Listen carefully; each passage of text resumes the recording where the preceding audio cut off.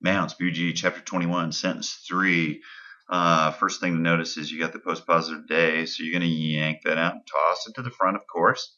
And then you got your verb before you go very much further, but then you say, well, does it line up with anything else in the sentence? Hopefully you see that there's a pretty obvious subject here because it is nominative plural, all right?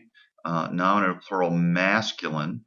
So hopefully you recognize that. And then your only other two words, you notice you got this alpha ending, and hopefully by now you recognize that as a neuter plural. It's either nominative or accusative, but the fact is neither of those lines up with this, so neither of these are what's the word I'm looking for? Describing or qualifying Pharisees, because again, these are both, hopefully recognize both of those as neuter. So you're not going to go that route. You're just going to treat this as the only subject, and then you figure out what to do with these later. So, and the Pharisees, or but the Pharisees, I don't care what you go with, and the Pharisees, and then your verb. And then you look at this verb and you say, okay, what do I know about it? I know it probably comes from akuo. Hopefully you recognize that. Since it comes from akuo, which starts with an alpha, as soon as you see the eta, you should recognize that as the augment, which tells you that it's got the secondary set of endings. And then you say, well, okay, augment plus present stem tells me I'm probably dealing with an imperfect. And then I look at this ending and I say, well, okay, that's either got to be first singular or third plural, right?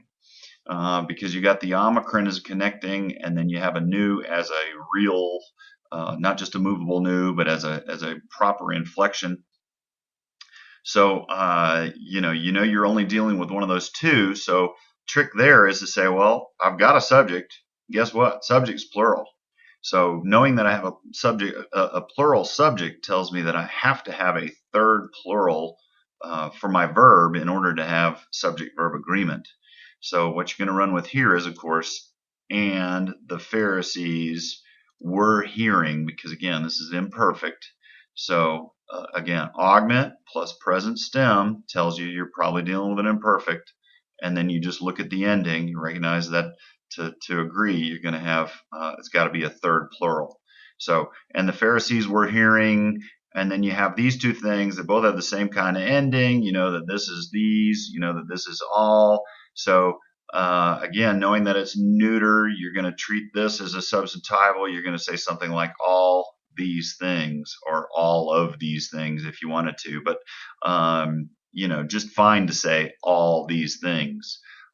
Just make sure that you help the reader recognize that you're dealing with a substantival here by using the term things to tell the reader that you're looking at a neuter demonstrative. So in any case, that should do it. And the Pharisees were hearing all these things.